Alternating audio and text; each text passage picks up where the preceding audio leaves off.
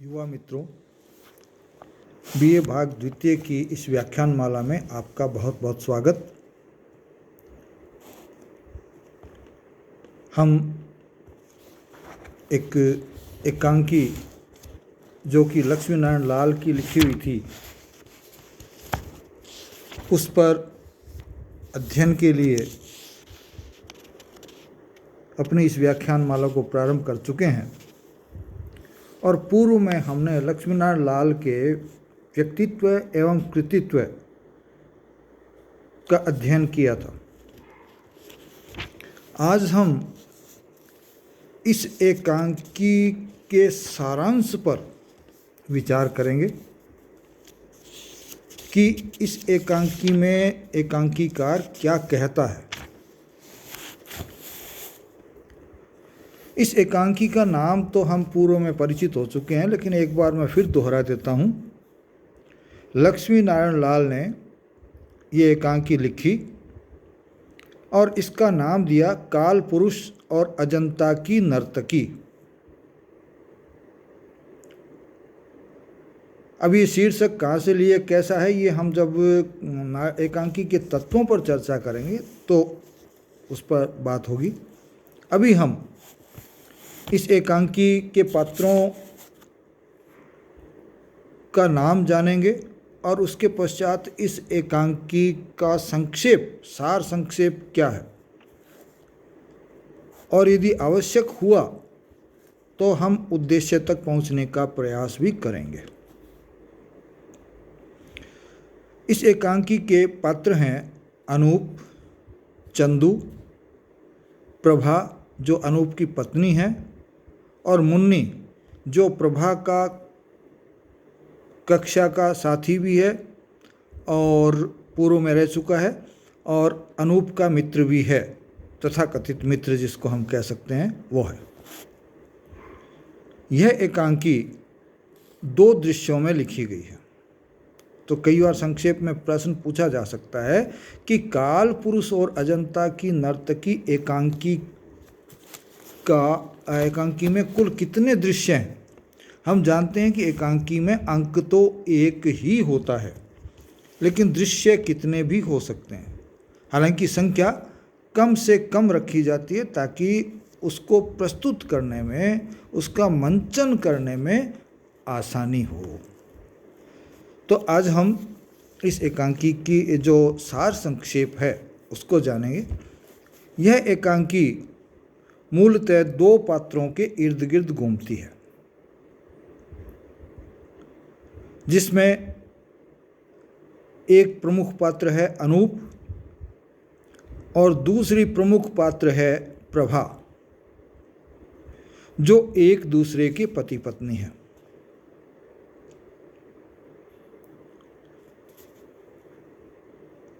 और ये अपने इनके घर पर ही ये कहानी का क्रम चलता है।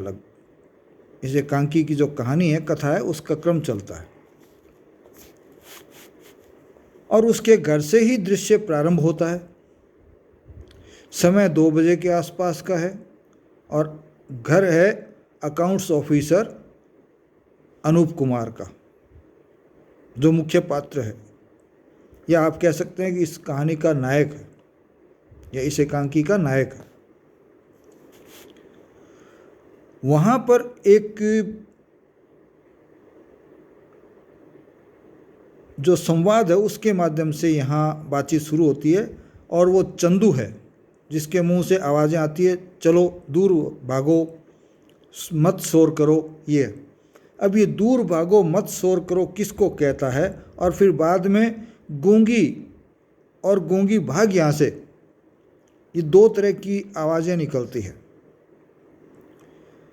तो चलो दूर भागो तो कहता है ये बच्चों से, और उन बच्चों से जो एक गूंगी महिला है उसके पीछे रह कर के शोर करते हैं। आप जानते हैं कि बच्चों का काम ये है कि कोई अजीबोगरीब विषय वस्तु, व्यक्ति या घटनाक्रम होता है तो बच्चे उसमें मनोरंजन का साधन ढूंढ लेते हैं।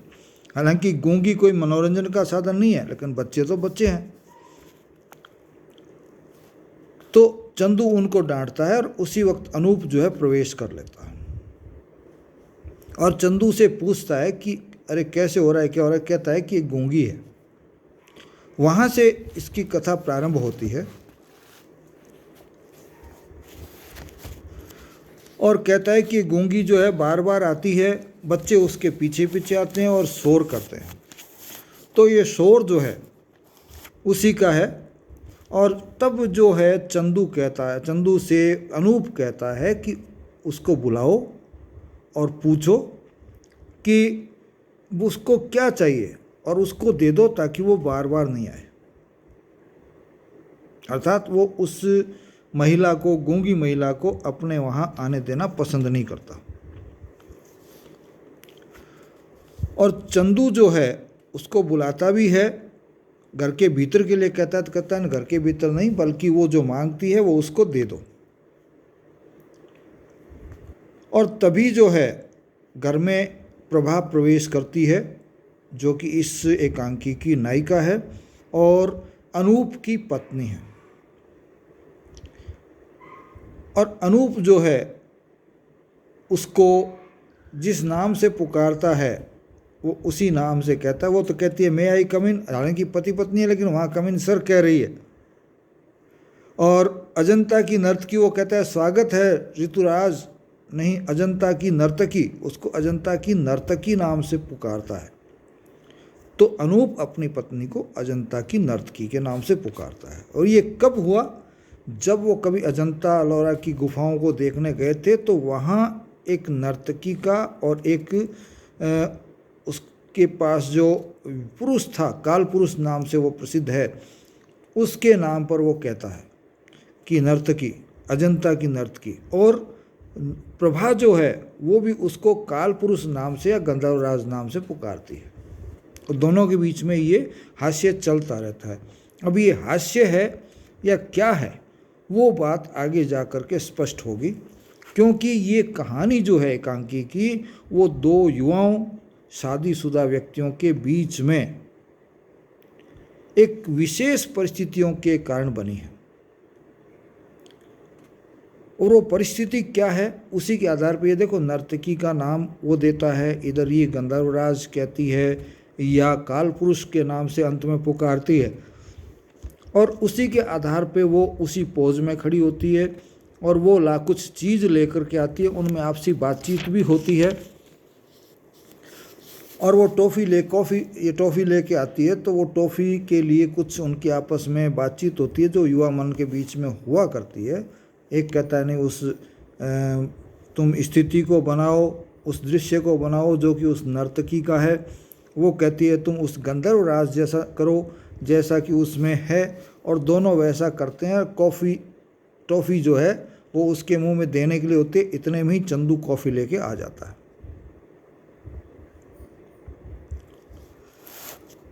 और फिर एक चित्र जो है वो दिखाई देती है। प्रभा कहती है मैं तुम्हारे लिए एक चीज़ लाई हूँ। तो फिर आपस में नोक जो होती है कि बताओ क्या लाई हो, कहते नहीं बताऊंगी। अंत में वो बताती है कि मैं एक ऑयल पेंटिंग लाई हूँ जो कि तुम्हारी बक्सा में मिला था एक फ़ोटो, उसी की बड़ी मैंने ऑयल पेंटिंग बनवाई है। और वो अनुमान करती है कि वो उसकी माताजी का है, किसके? अनूप की माताजी का है। लेकिन अनूप अपनी माताजी को मौखिक तौर पे तो खूब याद करता है, प्रभा के सामने भी उनकी प्रशंसा करता रहता है, लेकिन वो मन ही मन में अपनी माताजी की जो पूर्व की स्थिति रही है उससे उसके मन में एक कुढ़न है। इसलिए वो उस फोटो को लगाना नहीं चाहता, सामने लाना नहीं चाहता। और मन में वो ये सोचता है कि प्रभा उसके चिढ़ाने के लिए, उसको छेड़ने के लिए, उसको तंग करने के लिए, उस पर मन पर चोट करने के लिए वो फोटो दीवार पर टांगना चाहती है। क्यों? क्योंकि उसकी माँ भिखारिन रही है। और वो ये सोचता है कि यदि ये भिखारिन की फ़ोटो यदि लगाएगी तो ये हमेशा मेरे को याद दिलाएगी कि तुम एक भिखारिन के बच्चे हो। असल में है उसके मन की कुढ़न।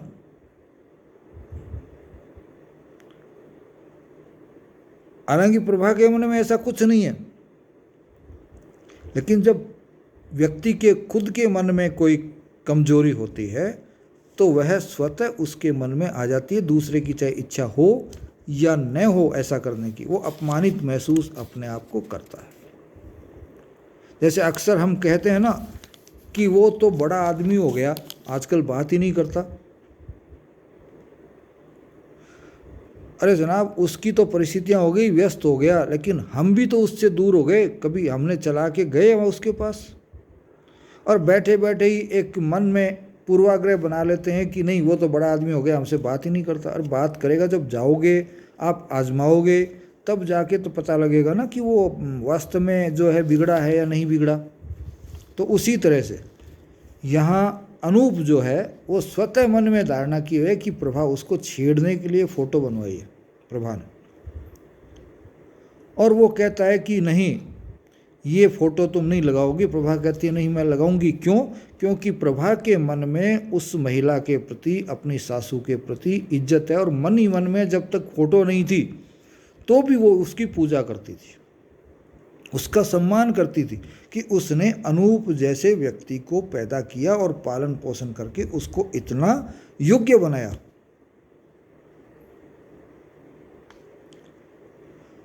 तो ये तो हुई अनूप और उसकी माँ की तथा प्रभा के आपसी संबंधों की। अब उन संबंधों के बीच में एक कड़ी और आती है, हम उस पर आते हैं कि प्रभा जब इंटरमीडिएट में पढ़ती थी, ये 12वीं क्लास के आसपास होंगी, तो वह एक छात्र के साथ बाहर चली गई थी और लगभग 3-4 दिन बाहर रह करके आई थी, या कह सकते हैं घर से भाग गई थी। अब वो किस तरह से थी वो आगे स्पष्ट होगा। और प्रभा जो है इस बात को छुपाती भी नहीं थी, और अनूप को भी इस बात का किसी भी माध्यम से पता लग भी गया था, लेकिन वो उसको बताता नहीं था। लेकिन आखिर में प्रभा ने एक बार बता दिया कि मैं, जब एक मित्र की बात चलती थी, एक पत्र आता है, और वो पत्र आता है एक पात्र जिसको मैंने क्या नाम बताया था, मुन्नी नाम के पात्र का। तो पत्र आता है तो वह उस पत्र को पढ़ करके हंसती है। वहाँ अनूप भी होता है। तो अनूप पूछता है क्यों हंस रही हो? तो वो कहती है कि मेरा एक बेवकूफ़ मित्र था, इडियट मित्र था, डफर मित्र था, और वो हमेशा ऐसी ही बातें करता था जिसकी मुझे हंसी आ रही है। और उस समय वो अनूप के सामने कहती है कि एक बार हम गए बाहर, माता पिता के कहने से गए होंगे कहीं, लेकिन वो वहाँ से वापस घर न आकर के अपनी बुआ के यहाँ कहीं बाहर ले गया, दूसरे शहर में, और वो एक चर्चा का बिंदु बन गया घर वालों के सामने। और उस घटना के बाद प्रभा के पिता को इतनी शर्मिंदगी महसूस हुई कि उन्होंने वो स्थान छोड़ दिया जहाँ पर कि वो रहते थे, और दूसरे स्थान पर चले गए। और वहाँ से वो जो आपस में क्लास फेलो थे, कक्षा मित्र थे, एक ही कक्षा में पढ़ते थे, उनका बिखराव हो गया, दूर हो गए। और बाद में प्रभा की शादी अनूप के साथ हो गई। उसी का पत्र आया, और तब ये बात वो कहती है। हालांकि अनूप को पहले से ही पता था कि वो भाग चुकी है, लेकिन उसके प्रेम में, स्नेह में कोई कमी नहीं थी। यदि अंदर कोई घुटन थी तो वो एक अलग चीज़ है, वो आगे सामने आएगी। अब उस पत्र के आने के बाद क्या होता है कि अनूप का वो मित्र घर पे आने का कहता है, और घर पे आने का जिस दिन कहा जाता है उस दिन वो नहीं आ पाता, मुनि नाम का मित्र।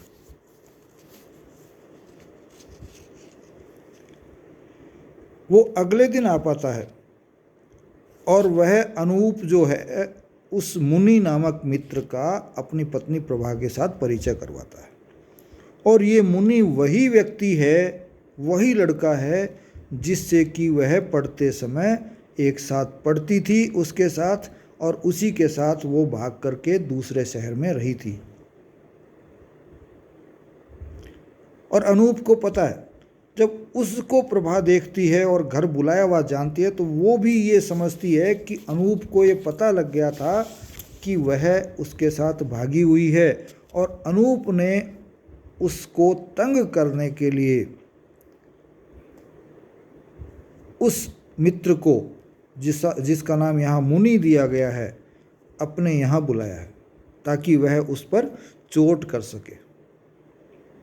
अब ये कह तो नहीं सकते साफ साफ, तो इस एकांकी में नहीं आया है कि उसने जानबूझ के बुलाया है या स्वतः ही कोई जानकारीवश हो गया है, लेकिन जिस तरह से परिचय करवाया उस हिसाब से तो लगता है कि नहीं जानता। लेकिन प्रभा ये सोचती है।